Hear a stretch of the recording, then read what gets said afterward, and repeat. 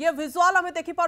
जितेबाला गोटे पटे श्रवण अग्रवाल को नियाजी घटनास्थल को सीन रिक्रिएशन करने किंतु अन्यपटे प्रश्न आसूची 15,000 केजी बारूद आसी पहुंचुची हैदराबाद रु जितेबाला 30,000 केजी बारूद स्टॉक रही गोदाम ये 15,000 केजी बारूद कहीं आसूची एवं ये सबू दिग को नहीं वर्तमान समय जांच करा गोटेपटे डीआईजी निर्देश पर पुलिस स्टॉक जांच करने प्रक्रिया आरंभ कर गोदाम सील करा श्रवणकर एवं अन्यपटे ये गाड़ी आसी पहुंचुची 15,000 केजी बारूद आसी पहुंचुची ये तमाम घटना को नहीं पुलिस अधिक पचराउचरा कर एसआईटी अधिक किसी तथ्य जानापी चेष्टा कर बहुत बहुत धन्यवाद आपण आलोचना देवाशीष।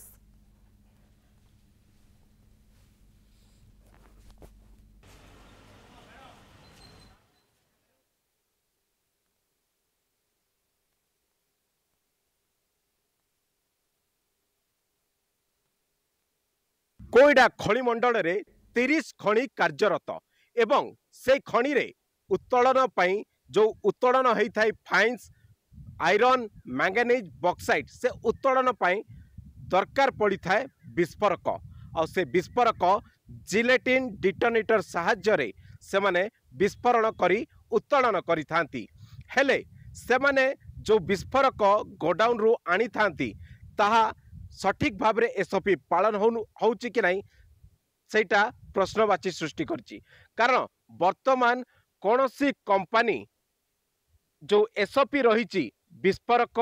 जो ट्रांसपोर्टेशन एवं लॉजिस्टिक रो ता फॉलो करू नांती जदि ए बैंक खणी घटना है न थांता ताहाले सेमती चली थांता जोटा माओवादी माने जानी थिले कि कौनसी कंपनी कौनसी खणी कौनसी पत्थर खणी ए एसओपी को पालन करू नांती सेही ताहार सुजोग नहीं माओवादी माने गत 27 तारीख मंगलवार दिन विस्फोरक पत्थर खणी लुट करथिले एथिरे मु कहीदेवाक चाहे आम कनक न्यूज माध्यम रे आमे देखैथिलु किछि दिन पूर्वरु जो बणई अंचल गोटे खणी रही पत्थर खणी मुसाफस खणी से खणी संपूर्ण भाव में बेआईन आउ सेथरे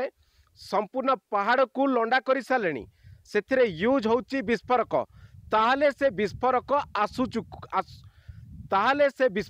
आसूची कुआड़े निश्चित मात्रा रे बेआईन भाव में जो डिस्ट्रीब्यूटर रही विस्फोरक सामग्री से माने बेआईन चालान करुचंती सेथिरे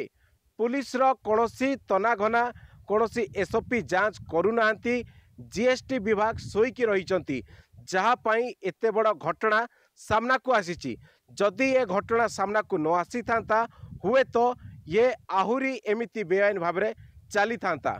देखिबा डेरी हेले भी पुलिस विभाग सजग होती 63 स्थान रे जांच करुची। कोईडारू अविनाश शर्मा, कनक न्यूज।